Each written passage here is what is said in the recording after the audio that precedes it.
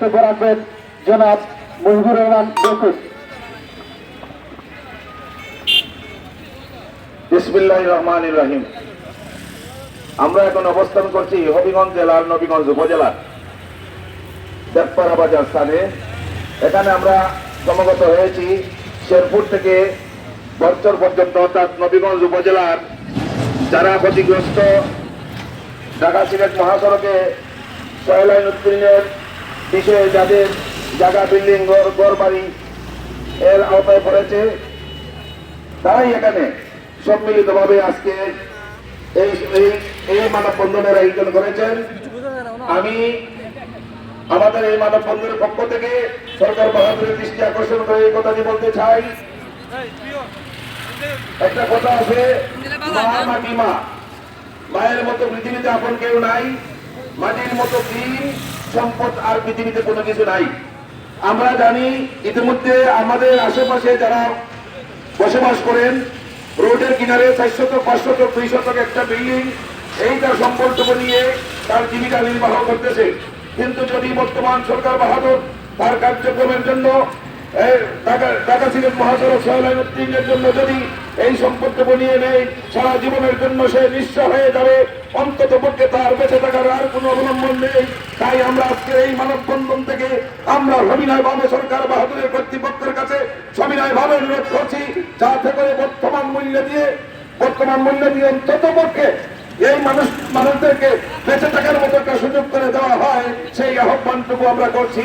কারণ আপনারা হয়তো জানেন যে আমরা যখন শিখেছি আমাদেরকে কেউ দাবায় রাখতে পারবে না। যদি আমরা উপযুক্ত মূল্য না পাই, তাহলে আমাদের সম্পদের জন্য আমরা প্রাণ দিতে বাধ্য থাকবো। কর্তৃপক্ষের কাছে দৃষ্টি আকর্ষণ করে সর্বশেষ এই আহ্বানটুকু করতে চাই, অন্তত পক্ষে এই নবীগঞ্জের মানুষের অধিগ্রহণের স্বার্থে এই ক্ষতিগ্রস্তদেরকে কোনোভাবেই বঞ্চিত করা যাবে না, তাদেরকে উপযুক্ত মূল্যায়ন করতে হবে। এই আশাবাদ ব্যক্ত করে ন্যায্য মূল্য দিতে হবে।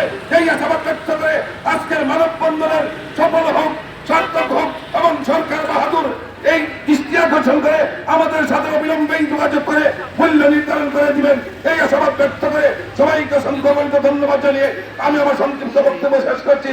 আসসালামু আলাইকুম ওয়া রাহমাতুল্লাহি ওয়া বারাকাতুহু। ধন্যবাদ মুজিবুর রহমান বকুলকে।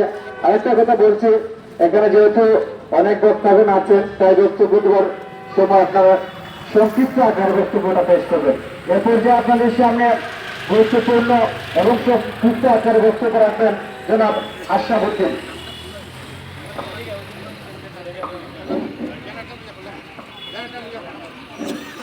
বিসমিল্লাহির রহমানির রহিম।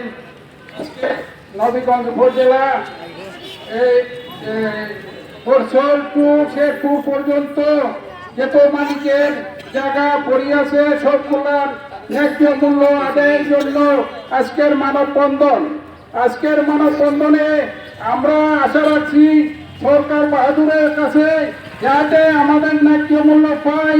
আমাদের গরিব ধনী যারা আছে সবাই ন্যায্য মূল্য অন্তত 6 গুণ হারে যেন আমরা এগুলো পাই। না পাইলে আমাদের গরিব ধনী সবাই নিঃস্ব হয়ে যাবে। আমাদের অনুরোধ, আপনারা যারা যারা এখানে সরকার বাহাদুরের সাথে সংযুক্ত আছেন, আমাদের দিকে একটু খেয়াল করবেন। কারণ তারা রোডের কাজ আরম্ভ করিয়াছে, কিন্তু আমাদের সাথে কোনো যোগাযোগ নাই। আমাদের জায়গা নিয়ে গেছে, পিলার মারিয়াছে, সবগুলোর জন্য আমরা কিন্তু অশান্তি মুক্তভোগী হইতেছি। আপনাদের কাছে অনুরোধ, আপনারা যেভাবেই হোক আমাদের ন্যায্য মূল্য দিবেন। ওকে, আসসালামু আলাইকুম। ধন্যবাদ আশরাফুদ্দিন ভাইকে। এর পর্যায়ে আমাদের মধ্যে এসে উপস্থিত হয়েছেন নবীগঞ্জ উপজেলার সাবেক ভাইস চেয়ারম্যান, আমাদের প্রাণের স্পন্দন, 11 যুবকের আইডল জনাব মাওলানা আশরাফ আলী। মাওলানা আশরাফ আলীকে এই মুহূর্তে বক্তব্য পেশ করার জন্য অনুরোধ করছি।